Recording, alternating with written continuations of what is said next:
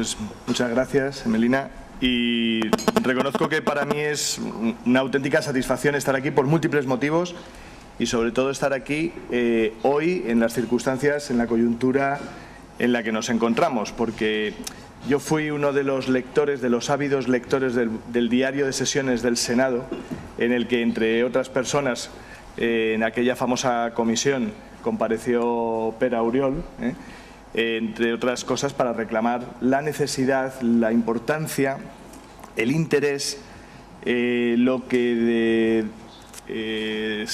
saldar, ¿no? La posibilidad de saldar una deuda democrática en el buen funcionamiento del sistema español, del sistema democrático español, que era la creación de una autoridad audiovisual, una autoridad para el sector de la comunicación de carácter independiente.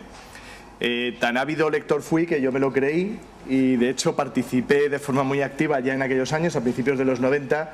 en la elaboración de la que fue la primera proposición de ley que planteaba la creación del Consejo. Entonces lo llamábamos del Consejo de la Comunicación, Consejo Superior del Audiovisual. Las denominaciones eran variadas, pero lo que sí que es cierto es que ya desde principios de los años 90, hace ya prácticamente 20 años, prácticamente la edad que tiene mi hijo mayor, que tiene 20 años ahora, ya comenzamos de forma unánime todos los grupos parlamentarios a plantear la importancia de la creación de esta autoridad.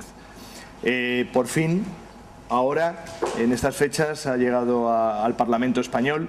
un proyecto de ley a iniciativa del Gobierno, un proyecto de ley general de la comunicación audiovisual que uno de sus títulos, en su título quinto, plantea la creación de esta autoridad audiovisual independiente.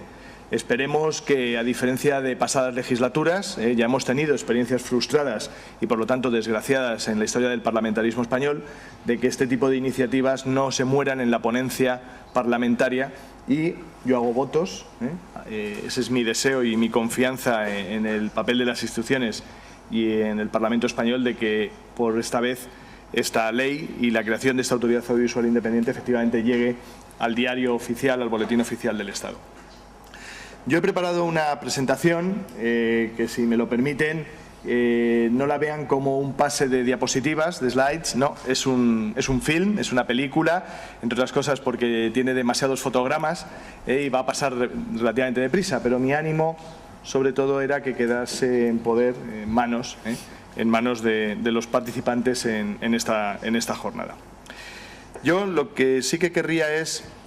comenzar diciendo algo que me parece fundamental, ¿no? Sobre todo cuando hablamos de poder y medios de comunicación, media and power.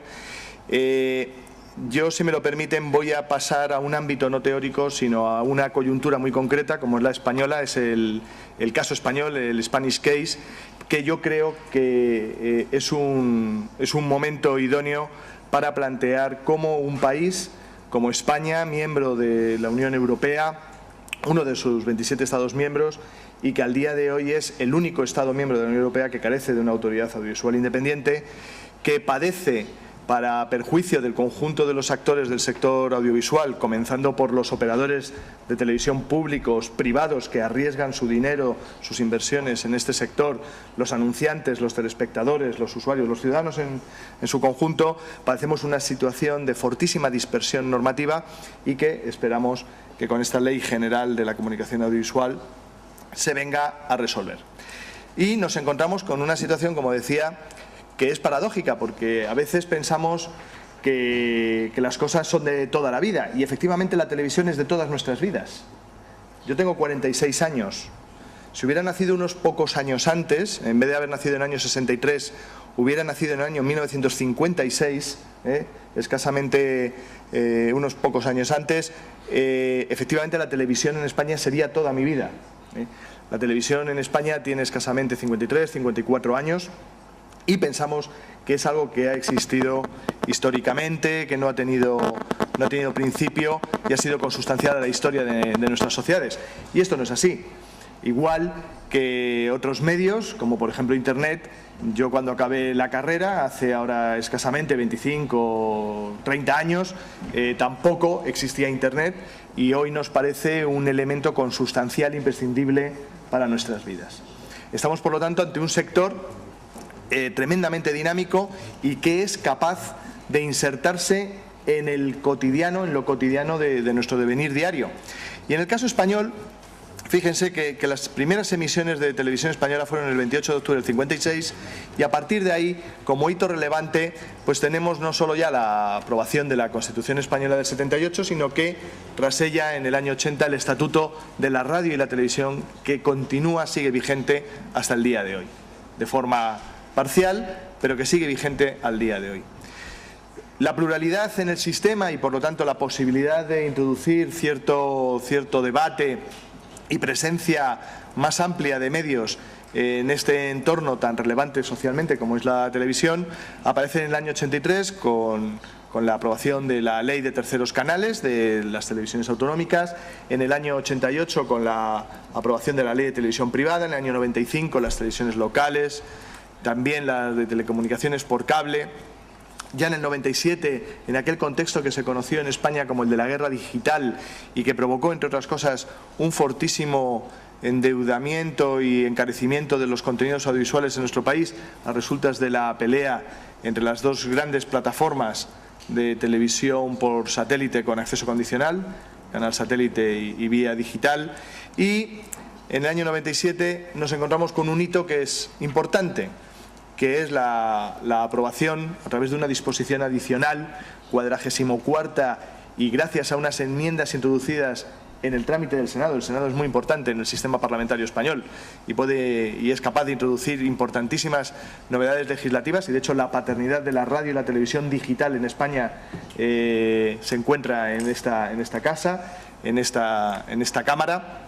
En el año 97 se abre o nos encontramos con los fundamentos legales de la radio y la televisión digital terrestre en nuestro país, en España. Pero nos encontramos con un momento que desde mi punto de vista es crucial, que es la victoria del Partido Socialista en la pasada legislatura y que viene a plantear la necesidad de una recomposición, una ordenación del conjunto del sector audiovisual en España. Y aquí, a partir del año 2004, con la aprobación de un plan en diciembre de 2004 para la reforma del sector audiovisual español, nos encontramos en un primer momento con esta ley, con la Ley 10 de 2005 de medidas urgentes para el impulso de la TDT y la liberalización de la televisión por cable y de fomento del pluralismo, que a continuación y a resultas de este plan aprobado en diciembre de 2004 da como resultado la Ley 17 de 2006 de la reforma de la radio y la televisión de titularidad pública, y ya en la actual legislatura nos encontramos, y aquí lo pongo en rojo, nos encontramos con unas últimas iniciativas de carácter también parcial y que por lo tanto vienen a abundar en la acumulación, en esta situación, en este marco de regulación legal en España del sector audiovisual de aluvión, en el que se han ido sumando leyes y leyes y leyes para legislar desde distintas ópticas un mismo fenómeno como era el de la televisión, desde la perspectiva del uso o no del espectro, de la titularidad pública o privada, de los ámbitos de cobertura nacional, estatal, autonómico o la infraestructura que se utilizara. Pues nos encontramos con que en esta política que hemos sufrido como sector desde el año 1980 hasta la fecha, en esta legislatura nos encontramos con nuevas iniciativas legislativas, como ha sido este Real Decreto Ley de 2009 de medidas urgentes en materia de telecomunicaciones, básicamente de comunicación audiovisual, en concreto de televisión, o la Ley de 8 del 2009, también de este año, de financiación de la Corporación de Radio y Televisión Española. Es tras toda esta diáspora o toda esta diversidad legislativa que nos encontramos por fin con este proyecto de Ley General de Comunicación Audiovisual. En paralelo, a nivel comunitario, nos hemos encontrado con tres grandes hitos en lo que se refiere a la regulación en materia de los contenidos audiovisuales.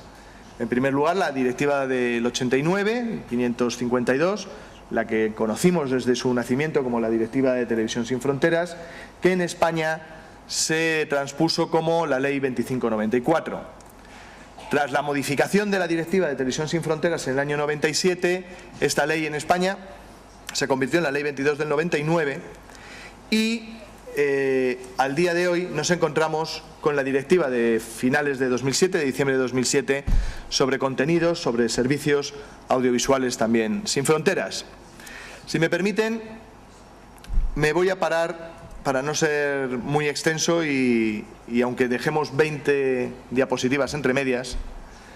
en algo que me parece especialmente relevante. Y es que es a resultas del debate de la Ley 2299, en su fase de anteproyecto, nos encontramos con la primera ocasión en que el legislador, entonces gobernaba en España el Partido Popular, por parte del legislador, en este caso el Ejecutivo, por parte del Gobierno, se planteó la posibilidad de crear en España un organismo regulador convergente, un organismo regulador para el conjunto del sector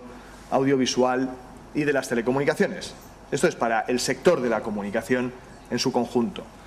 Siguiendo la estela en aquel momento doctrinal, los debates que en aquel momento se planteaban en el conjunto de la Unión Europea y que se terminaron concretando en lo que conocimos como el paquete Telecom en 2002,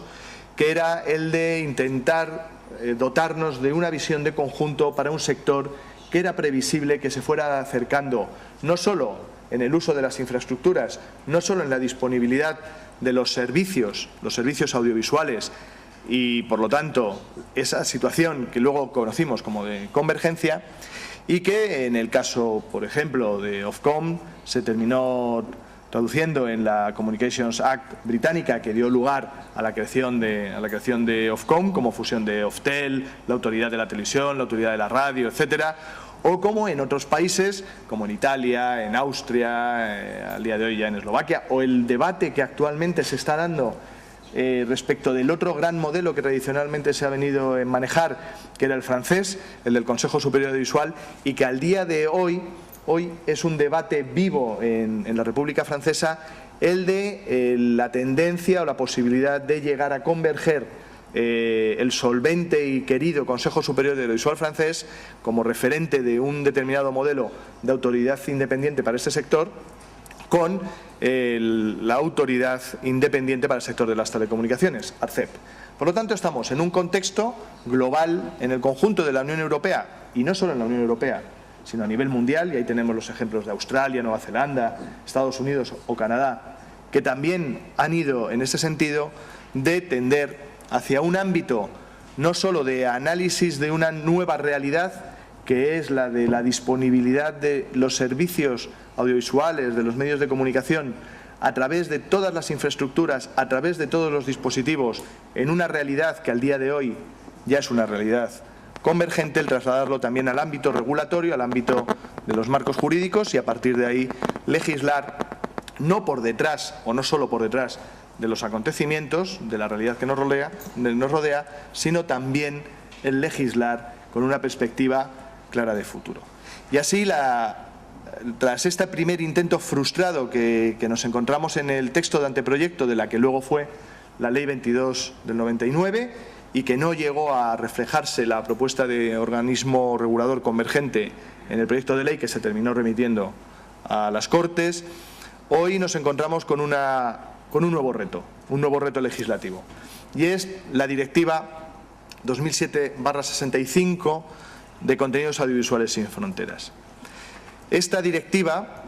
poniendo al día la ya anciana Directiva de Televisión sin Fronteras, introduce elementos regulatorios para este nuevo fenómeno, que es el de poder disponer y acceder a servicios y contenidos audiovisuales que tradicionalmente solo resultaban accesibles a través de la tradicional televisión, a través de cualquier otro soporte, sobre IP, en streaming, etcétera, con esta gran diferenciación, y no abundaré, no profundizaré en ello, entre lo que se conocen como los servicios lineales o no lineales. Y es en este contexto, y derivado de la obligación de la transposición, de la incorporación de esta directiva al ordenamiento jurídico interno español, que hoy nos encontramos con este proyecto de ley general de la comunicación audiovisual. Y aquí es donde yo y algunos otros, y la organización en la que en la actualidad desempeño mis funciones como consejero, y quede claro que hablo a título personal, porque como nos cansamos de reiterar desde la CMT, la Comisión del Mercado de las Telecomunicaciones habla a través de sus resoluciones. A título personal, decir que bueno, tengo la confianza de que en el ejercicio de la responsabilidad de los parlamentarios y de los grupos parlamentarios de lo que es la institución parlamentaria, nos terminemos encontrando de aquí a la publicación en el Boletín Oficial del Estado de esta ley, nos encontremos con una regulación adecuada a las necesidades reales de nuestro sector, no solo actuales, sino también futuras. En estas diapositivas, en las que prácticamente, y por eso les pedí al principio que las viesen como fotogramas de una película, básicamente vengo a recorrer, y las pongo a su disposición, la que ha sido la evolución de este sector desde el punto de vista legislativo hasta la fecha. Y respecto de lo que es el título de esta mesa, Poder y Medios, algo que sí que me gustaría reflejar y que, en todo caso, tiene una repercusión clara, directa, sobre la actividad de esa futura autoridad audiovisual independiente que se termine creando. Y es la situación o la relación entre ciudadanos y medios de comunicación, y cuál es la posibilidad de que los ciudadanos, de alguna manera, en este término extraído o traído del inglés, ¿no?, del verbo to empower, de empoderamiento de los ciudadanos en el ámbito de los medios, cuál es la situación en la que nos encontramos en España. Y aquí sí que detecto un efecto que yo denominaría de efecto acordeón, que pudiera resultar preocupante, sobre todo a resultas del fenómeno de crisis o la situación de crisis económica en la que estamos viviendo, que serviría de excusa para medidas que, desde mi punto de vista, pudieran calificarse de regresivas. Yo creo que todos, tanto desde la perspectiva jurídica, económica o de ejercicio de la profesión periodística, yo creo que todos estaríamos de acuerdo en que en el ámbito del sector de las comunicaciones, de los medios de comunicación, cuanta mayor competencia en términos del derecho de la competencia, cuanto mayor pluralidad en términos de ejercicio de la actividad del periodismo, de la información, cuanto mayor posibilidades de acceso por parte de los ciudadanos a distintas fuentes, a distintas líneas editoriales, ante situaciones de mayor diversidad en el ecosistema de medios, estamos ante situaciones de mayor libertad real de una sociedad. Por lo tanto, así, mientras en la pasada legislatura nos encontramos ante un proceso en el sector de medios audiovisuales de incremento de la pluralidad en el sistema, de clarificación del papel de la televisión pública respecto de la privada, nos encontramos con movimientos que, siendo razonables probablemente desde el punto de vista de la racionalidad económica y la situación de crisis, sí que pudieran redundar negativamente en la pluralidad del sistema. Y ahí los riesgos del Real Decreto Ley 1/2009 de medidas urgentes en materia de telecomunicaciones, en tanto en cuanto que posibilitan procesos de fusión que, como digo, que aunque pudieran ser entendibles desde el punto de vista de la racionalidad y la eficiencia económica de la empresa y del riesgo empresarial que asumen las empresas privadas en el ámbito de la televisión, sí que pudieran redundar en perjuicio de ese nivel de pluralidad, de libertad del conjunto del sistema. Esperemos, bueno, pues que en el contexto del debate y de la evolución económica, estas situaciones no terminen redundando en perjuicio del conjunto de la ciudadanía. Y una vez que pasamos por todo este proceso que viene a coincidir con este entorno convergente en el que nos vamos dotando, y no se preocupen de leer porque dispondrán de las diapositivas todos ustedes en la tranquilidad de sus casas, espero, nos encontramos con un nuevo escenario, con este nuevo escenario en el que ya al día de hoy, con la ley de financiación de Radio Televisión Española, también se generan situaciones que, si me permiten, se pudieran entender como de anómalas, de situaciones en las cuales sectores o subsectores financian unos a otros, Hoy nos encontramos en una situación en la que de pronto se generan obligaciones de financiación a los operadores de comunicaciones electrónicas respecto de la prestación del servicio público radiotelevisivo. Al sector de las televisiones se les introducen obligaciones para la financiación del sector cinematográfico. Con lo cual nos encontramos con una situación que es compleja y que esperemos que en estas situaciones cruzadas y de tensión intersectorial en el conjunto del sector audiovisual, del sector de la comunicación, esperemos que la Ley General Audiovisual termine clarificando este escenario. Por ir terminando, y voy concluyendo. Si esto no fuera suficiente, trascendemos del ámbito estricto de lo que era el entorno tradicional de la televisión, por ondas hercianas, por difusión inalámbrica, vía satélite, etcétera, y nos encontramos con la aparición de los incrementos de ancho de banda, de velocidades a través de Internet, y a partir de ahí también la posibilidad de que los ciudadanos no solo pasen de ser el couch potato, ¿no?, las patatas de sofá que de forma pasiva ven la televisión y reciben la televisión, sino que nos encontramos que gracias al desarrollo de las nuevas infraestructuras, el desarrollo de Internet, de la tecnología digital, los ciudadanos, los usuarios, los telespectadores puedan pasar también a ser actores. Y esta es una situación de auténtico empoderamiento de la ciudadanía en su conjunto y del conjunto de la sociedad. Y aquí nos encontramos con situaciones como esta, en la que cada vez más, y sobre todo en determinadas franjas de edad, nos encontramos cómo los jóvenes, cómo los ciudadanos cada vez son más los proveedores y son también proveedores de contenidos, productores de contenidos para el conjunto del sistema, y en este caso a través de Internet, y en este caso concreto con sitios web como puede ser el de YouTube. Bien, y con esto acabo. Las situaciones de riesgo de concentración, bueno, pues en algunos casos terminarán dando situaciones de fusión, alianzas, y por lo tanto habrá mayor o menor pluralidad en el conjunto del sistema, pero algo que me parece clave es quién y cómo vamos a terminar regulando el conjunto de este sector. Cómo los ciudadanos, a través de los instrumentos que nos hemos dado democráticamente, constitucionalmente, estamos en la Cámara del Senado, estamos en una Cámara que es representación de la soberanía popular y territorial, en el caso del Senado esta combinación, en el conjunto del sistema parlamentario de representación de la soberanía popular, y que se dota institucionalmente de instrumentos de vigilancia, control y regulación de los sectores. Y a mí esto sí que me preocupa como ciudadano, me preocupa tremendamente como ciudadano, y con esto termino. Y es quién regula y cómo el conjunto de este hipersector. Y justo antes de la comida, Pere Oriol me planteaba las discrepancias, ¿no?, porque de alguna manera algunos no compartiríamos determinado tipo de modelos, ¿no? En otros países como Italia, el Reino Unido, como ya hemos hablado, Austria, Eslovenia, Suiza, Finlandia, todos ellos comparten o tienen como denominador común que son organismos reguladores convergentes para el conjunto del sector del audiovisual y de las telecomunicaciones. La estructura de la Comisión del Mercado de las Telecomunicaciones al día de hoy es esta. Y esta es, y ayer utilizaba un ponente en una mesa redonda que moderaba y en la que también participaba Jorge del Corral, que ya vamos juntos a todos los sitios como Pili Mili o las parejas de la Guardia Civil, en buena compañía, se planteaba esta estructura que es la del modelo de organismo regulador convergente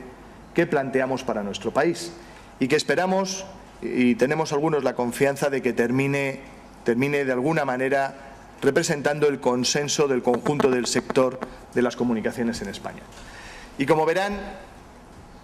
y como ejemplo gráfico visual de lo que es la propuesta,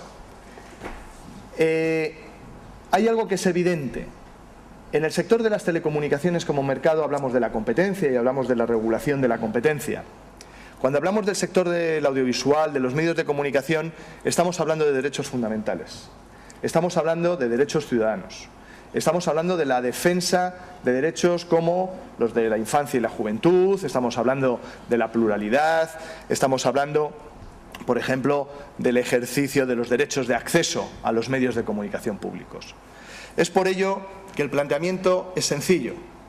Un órgano, un consejo especializado en redes, en servicios, un órgano especializado en contenidos, con la posibilidad de deliberar conjuntamente en aquellos temas que sean de interés o de necesidad regulatoria común y compartiendo el conjunto de la estructura. Esta es una propuesta convergente en línea con la que al día de hoy nos manejamos en Italia o en el Reino Unido, en otros países, y que estamos convencidos, algunos, de que es un modelo que de alguna manera responde a las necesidades y a los intereses de nuestro país. Muchas gracias.